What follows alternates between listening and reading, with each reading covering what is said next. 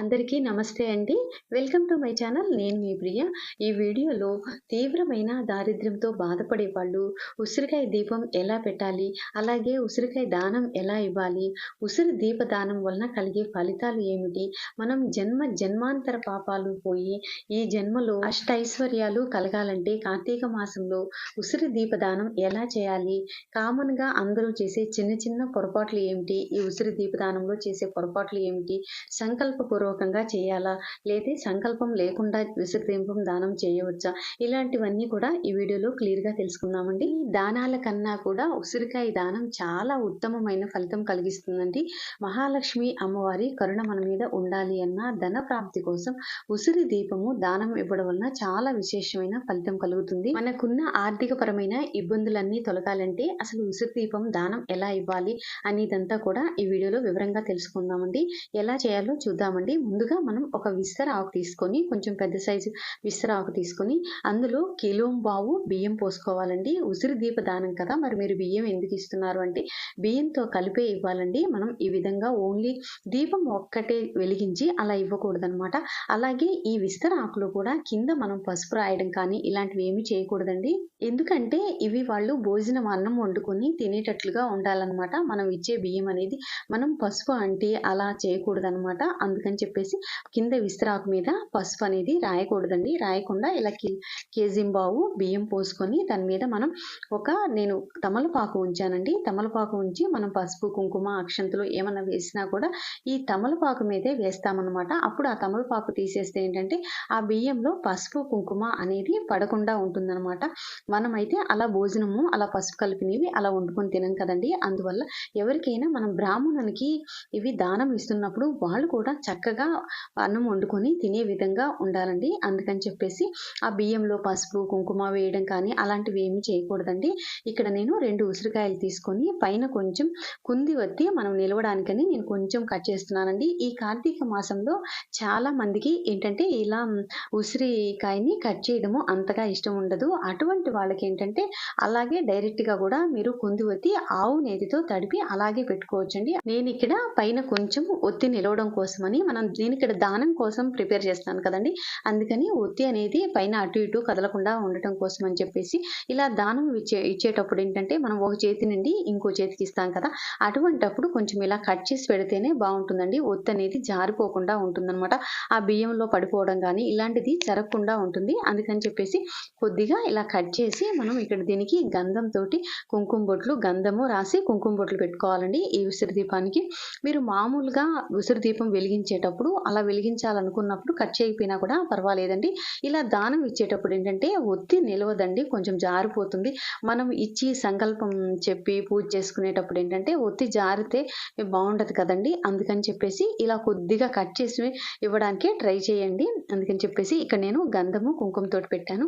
ఇక్కడ మనం ఈ బియ్యంలో నేను తమలపాకు వేసుకున్నాను కదండి. ఈ తమలపాకులో మనము ఈ దీపాలు అనేది ఈ ఉసిరికాయలు పెట్టుకోవాలన్నమాట. పెట్టుకొని ఈ దీపం అనేది మనం ఆవు నేతితో వెలిగించిన దీపాలనే ఇవ్వాలండి. ఈ ఉసిరికాయ దానం అనేది ఇచ్చేటప్పుడు మనం ఆవు నేతితోటే ఒత్తులు కుందొత్తులు ఆవు నేతిలో నానపెట్టుకొని ఉంచుకోవాలన్నమాట. ముందుగానే అలా నానపెట్టుకొని ఉంచుకుంటే ఏంటంటే ఇప్పుడు త్వరగా వెలుగుతాయన్నమాట. అది కూడా నానినందువల్ల ఒత్తులు అందులో నానడం వలన కొంచెం ఎక్కువ సేపు కూడా వెలుగుతాయన్నమాట.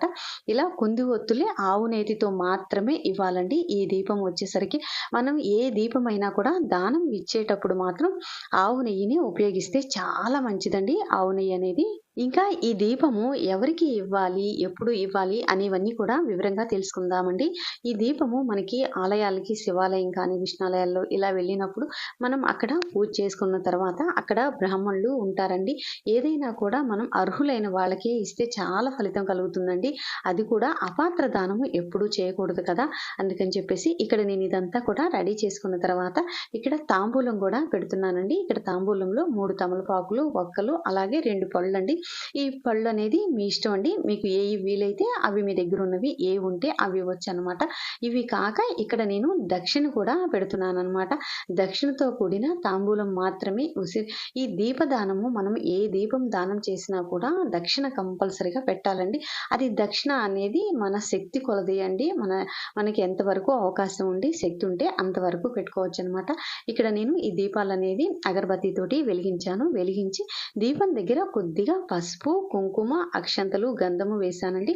ఇంకా పువ్వులు కూడా పెడుతున్నాననమాట. మన దగ్గర ఏ పుష్పాలు ఉంటే ఆ పుష్పాలు దీపానికి చక్కగా అందంగా అలంకరించండి. నేను ఇందాక తమలపాకు పెట్టింది అందుకేనండి. ఈ బియ్యంలో మనం పసుపు, కుంకుమ ఇవి వేస్తే వాళ్ళు అన్నం వండుకునేటప్పుడు ఇబ్బందిగా ఉంటుందండి. అందుకని చెప్పేసి ఇంకా ఈ దీపదానంలో అతి ముఖ్యమైనది ఈ తులసి దళం అండి. మనం తాంబూలం పెట్టినప్పుడు ఈ తాంబూలంలో ఈ తులసి దళంతో సహా ఇస్తే జన్మాంతర పాపాలు నశించి ఈ జన్మలోనే మనకి అష్టైశ్వర్య ఆయురారోగ్యాలు లభిస్తాయండి. అందువల్ల మనం దానం ఇచ్చేటప్పుడు ఒక్క తులసి దళమైనా కూడా ఇలా పెట్టండి.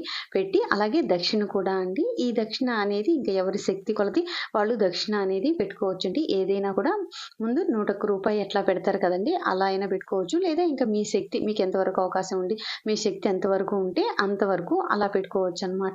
అంతేకాని డైరెక్ట్గా దీపం వెలిగించి ఆ దీపాన్ని మనం చేతిలో పట్టుకొని ఒక ప్రమిదలో పెట్టి ఆ ప్రమిదతో సహా ఓన్లీ ఉసిరికాయ ఒక్కటి ఒక ప్రమిదలో పెట్టి అంతవరకే మనం ఇవ్వకూడదండి. అట్లా ఇవ్వకూడదు.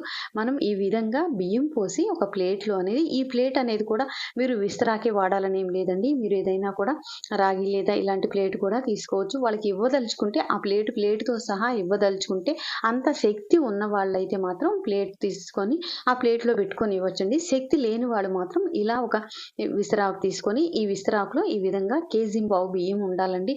మనం ఏదో చేతికి అలా ఉసిరికాయ దీపం అలా ఇవ్వడం కానీ, ఉసిరికాయ చేతికి ఇవ్వడం కానీ అలా ఎప్పుడు కూడా అలా చేయకూడదండి. అది అంత ఫలితం అనేది సంపూర్ణ ఫలితం రాదనమాట. మనం అలా చేసినందువల్ల మనం శివాలయంలో ఈ విధంగా పూజ అనేది ముందుగా మనం పూజ చేసుకుంటాం కదండి. పూజ అనేది నేను సపరేట్ వీడియోలో పోస్ట్ చేస్తాను. అన్నీ ఒకే వీడియోలో అయితే మీకు లెంత్ ఎక్కువ అనిపిస్తుంది కదా, అందుకని చెప్పేసి దీనిలో ఓన్లీ మనం ఉసిరికాయ దీపదానం ఎలా పెట్టుకోవాలి, ఎలా ఇవ్వాలి అనేది మాత్రమే చూపిస్తున్నాను. ఈ విధంగా మొత్తంగా కూడా రెడీ చేసి మనం పూజ చేసుకున్న తర్వాత అప్పుడు మనకి ఏదైనా అక్కడ ఉంటారు కదండి బ్రాహ్మణులు, ఇలా దానం తీసుకునే వాళ్ళు ఉంటారండి.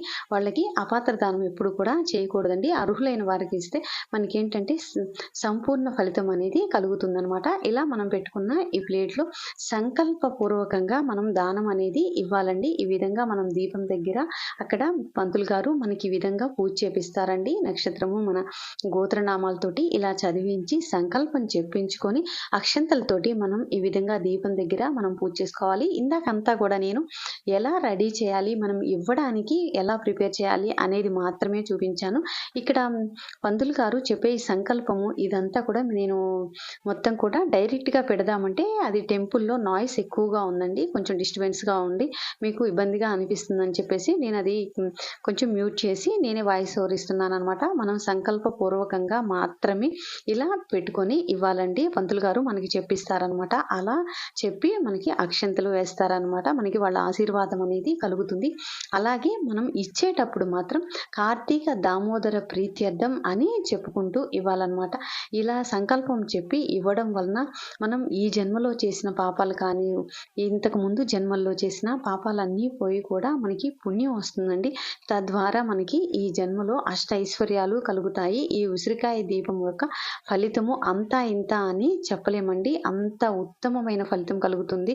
ఉసిరి దానం యొక్క మహిమ అనేది అలాంటిది. ఈ దానము ఎప్పుడు ఇవ్వాలి అంటే ఏదైనా పర్వదినాల్లో ఇవ్వచ్చండి. కార్తీక మాసం అంతా కూడా పవిత్రమైన మాసమేనండి. కార్తీక సోమవారాలు ఇవ్వచ్చు, క్షీరాబ్ది ద్వాదశి నాడు ఇవ్వచ్చు, లేదా కార్తీక ఏకాదశి రోజు ఇవ్వచ్చండి, కార్తీక పౌర్ణమి రోజు ఇవ్వచ్చు. ఇలాగా మనకు వచ్చే ఈ పర్వదినాలన్నిట్లో కూడా ఇవ్వచ్చు. మామూలుగా అయితే మనకి ఈ దీపదానాలు ఎప్పుడైనా కూడా ఇచ్చేది ఏంటంటే పౌర్ణమి నుండి, అంటే కృష్ణపక్షంలో మనకి పౌర్ణమి దాటిన తర్వాత పాడ్యమి నుంచి మొదలుకొని మళ్ళీ అమావాస్య లోపు ఇస్తే చాలా ఫలితం కలుగుతుందండి. మనకి కృష్ణ పక్షంలో ఇచ్చే దీపదానానికి, శుక్ల పక్షంలో ఇచ్చే దీపదానానికి కూడా ఫలితం వేరుగా ఉంటుందండి. అందుకని చెప్పేసి అవకాశం ఉన్న వాళ్ళు ఎప్పుడైనా కూడా ఇలా పర్వదినాల్లో ఇవ్వచ్చు. లేదా ఏ రోజైనా కూడా కార్తీక మాసం నెల రోజులు పవిత్రమైన రోజులేనండి.